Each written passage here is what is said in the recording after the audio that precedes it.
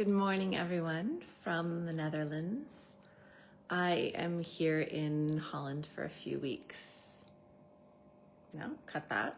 I am here in Holland for a week between clinics. I'm in Europe for a few weeks for clinics, but I have a little bit of off time between clinics in Holland, and I thought it was a really good time to join you all for tea time. As you can tell, just waking up. I thought I'd try a new thing.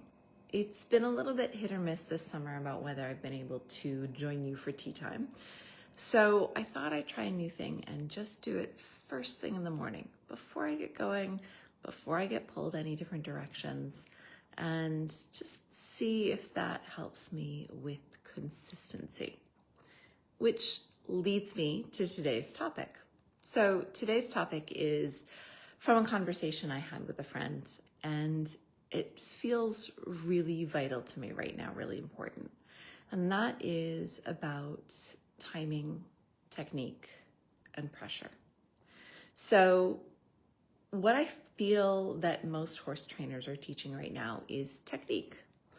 How you hold your hand, how you place your leg, how you use your body, how you use your voice, even the technique of how you modulate your energy or how you present yourself to your horse. And I do think all of these things are important. I spend a fair amount of time studying what trainers are teaching because I'm interested in the world of learning and teaching and how we all get better. But I don't think it's the most important thing. So as a teacher, I spend billions of hours studying humans and horses together and what makes them work and what doesn't make them work. And I think that from my point of view, technique is good, but it is the last thing we should study because it's just not important until we understand timing and pressure. So timing is my specialty. That's the thing I study the most. It's the thing I talk about the most. And it's the thing that I most want to teach when I travel, when I work from home, when I'm with my horses. How do we all have better timing? So you all know what timing is when you walk in a room. You read the room. Most humans know how to do this. You look around, you look at what's going on. If people in the room are in the middle of a conversation, you don't say hello at the same time as they're talking. You wait till they're done. And you're more likely to be heard when you wait until there's a space for you to talk. So this is a very simple example of timing that I think a lot of us lack in the horse world. I think that sometimes we're even actively taught to ignore timing. So when you approach your horse or you approach the stable or you approach the pasture, read the room. What is a good time for you to speak? And what is a good time for your horse to listen? Now, some of this is time of day dependent, some of this is weather dependent, some of this is, dependent on life circumstances. But mostly it's a cycle that goes around in very few moments. So I'm often surprised when I go to read a room and I think, oh, this is not a great time for this. If I can wait a few minutes, it's often a better time. So it's usually not the case that I have to leave and come back on a different day. It's usually the case that if you just give it, a minute, 2 minutes, there's an opening for communication that wasn't there before. And this is the thing that I think that all of us as communicators need to learn first. When to speak, when to listen, when to take action, when to be passive, when to use pressure, when to cease pressure, these are the building blocks that I see most people are lacking with their horses. They have a million techniques. They've been taught how to stand. They've been taught how to apply pressure. They've been taught how to take pressure off. But do they know when to do that? So this is the thing that's most interesting to me. It's the thing that I study. I spent hours and hours yesterday editing a video to go up on my Patreon group. And, I watch my own timing. I'm not perfect. I am, probably harder on myself than I am on most people. And I always want to do better. So when we take it to the simplest way of thinking, it's about action versus passive. And when I say action, I don't mean necessarily that your horse and you are walking or standing still. What I mean is action being different than the horse. So when you ask something from the horse, you are not in harmony with them. You are actually in opposition to them because you are asking them to listen while you talk, or you're asking them to be aware while you use some sort of pressure on them. So that is a moment where you are not in harmony, and I call that activity. So activity is when you and your horse are not in harmony. And there's going to be times and places where that's really, really important. In fact, if you don't choose to do it, I think that your horse might choose to do it for you. And that's often sort of like the key of timing, is if you don't take action, your horse will. If you don't put yourself out of harmony, the horse will do it for you. So watching the ebbs and flows, you can do this in a herd. So I love watching herds. I've been doing that a lot this week in Holland, where you just watch horses. When are they in harmony? When do they go out of harmony? When are they the same as each other? And when do they choose to be different? And when they choose to be different, they're going to either push on each other a little bit, pull on each other a little bit, or somehow ask for attention. Now, there's a million ways to do that. That's where technique comes in. But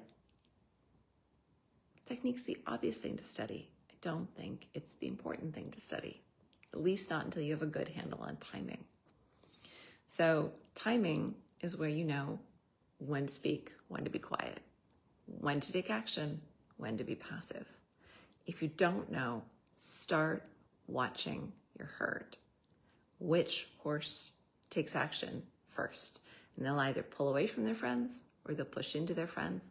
They'll do it gently or they'll do it dramatically.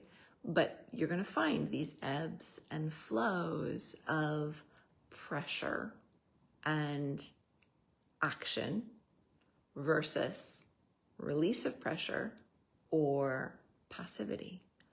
And that timing is vital.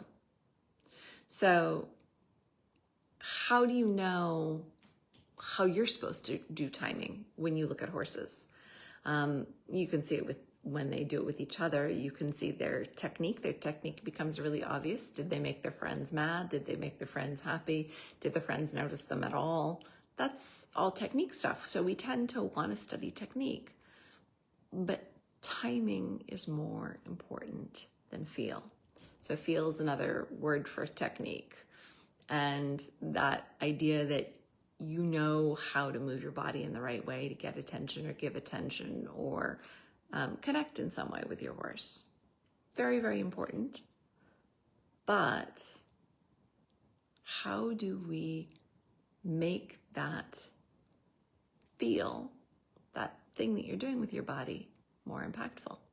So the way I do it is I tell people, don't worry about too much about what you're doing. Just worry about whether you're the same as the horse or you're different from the horse. When you're the same as the horse, that's great. We love harmony. How long is it good for? Harmony always has a time limit. And your horse will tell you the time limit because they take action if you don't. They're either going to push or they're going to pull. And that means your timing was late. So let your horse teach you timing. If you can go into action before your horse pushes against you, pulls against you, that is going to be powerful. Far more powerful than exactly what action you take, which, that's the beautiful thing that most trainers are teaching is technique or feel, what you do when you do something. And that's the last important thing. Now, pressure is the elephant in the room here. Pressure is the thing we haven't talked about. And pressure is how much you make someone uncomfortable. Nobody likes to talk about it. So there have been a lot of horse movements where we talk about it in terms of safety. You have to create a safe space for your horse because pressure is clarity and pressure is a thing they understand. That could be true to an extent. The way that I like to teach pressure is your ability to cause change that's faster than the horse might choose. So, a couple of obvious examples. If my horse walks out in front of a moving car, I want to change that situation really fast before he gets hit by the moving car. That is going to be a time I need pressure. It could be the pressure of my voice or the pressure of my hands or the pressure of a lead rope or a halter, but I need pressure to change something faster than my horse would choose to change it. Okay, and there's going to be lots of situations in life which are a little bit unsafe, and that's where we need pressure.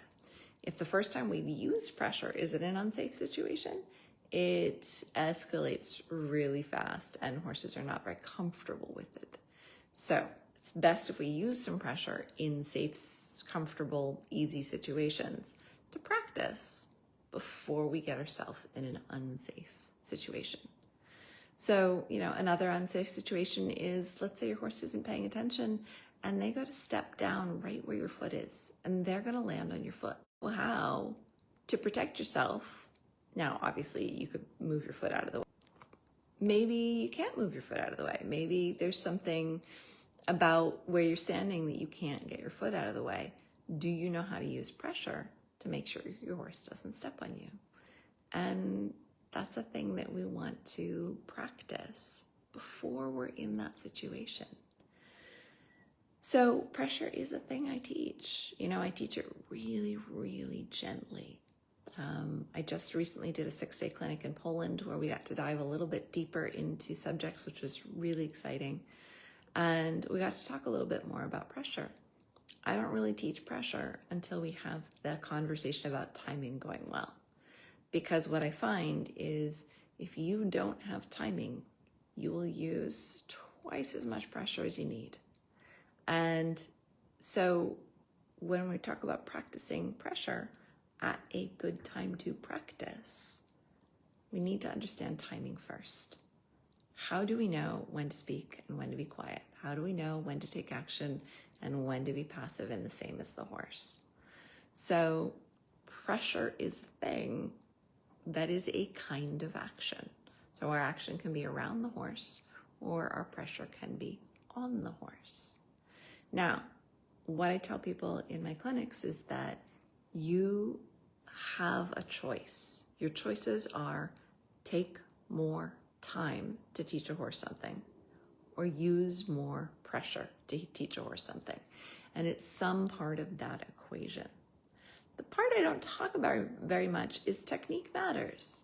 So your technique of how you ask a horse to do something, what your energy level is, where you place your hands, where you apply pressure, where you take pressure off. All of this matters, but it's the last thing that matters. So if you have timing, you can use time effectively, which means repetitions of action, repetitions of passivity That is how we develop new skills with our horse. Then you've got pressure, okay? How much do they feel motivated to do something faster than they might choose naturally? Then we have technique. And technique is your icing on the cake. Technique is the thing that makes everything feel a little bit magical. Technique is the most fun part to teach. So this is what I see most of the teachers working on, is technique. But technique is incredibly frustrating to work on if you don't have timing and you don't understand pressure. So that's, maybe a different viewpoint for you to think about. I am not against all the trainers who are teaching beautiful types of technique. It's great. But if you're frustrated, I would suggest you spend some time watching your herd. You start learning about timing. And I would suggest that you think about pressure. Can you motivate a horse to do a little more than they would choose at a good time when it's easy to practice? Obviously, I do all this without tools, so I'm using a very small amount of pressure. But it's still pressure. It's still asking the horse to do something more than they would naturally choose. And I want to make sure I understand that, and then I'll get into technique. How do I take action? How do I ask a horse for something? How do I develop skills better? So, Kristen says, when I got into clicker training, my timing improved. But once I met you, my timing improved another huge step. Thank you, Elsa. You're welcome, Kristen.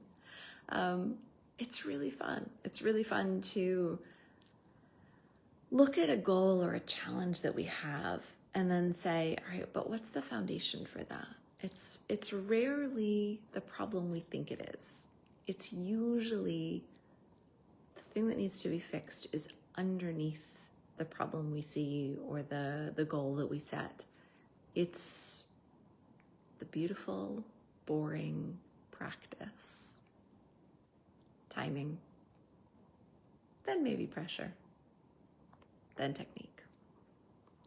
So Ellen says, super interesting and thought-provoking. Thank you, Ellen. I had no idea how many people would join me first thing in the morning. I'm going to try and do this for a couple of weeks, see if I can be consistent, doing my tea times first thing in the morning, wherever I am, as I'm traveling, because I find that days get busy. And we're going to apply this idea of timing to Elsa, because if I set tea time later in the day, inevitably I'm somewhere without internet, or I am in the middle of a deep conversation with someone and I lose track of time, or anyway, doing tea time later in the day has been very hit or miss this year. So we're going to just give it a go, see if I change my timing and I think a little bit more consciously about when I'm going to do tea time, if consistency follows. So those are my thoughts today. Thank you guys for joining me. I will be back next Tuesday. I will be in Germany, in Wolfegg, and I'm looking forward to seeing a bunch of longtime friends there and students and horses that I've known for a long time. And I can't wait to see what learning comes up. And I'm sure we'll have something good to talk about at tea time. If you guys have a request, make sure you drop me a comment about something you would like to hear me talk about, and I will make sure it happens. Have a wonderful day, you guys, wherever you are in the world. I'll look forward to seeing you next Tuesday for tea time.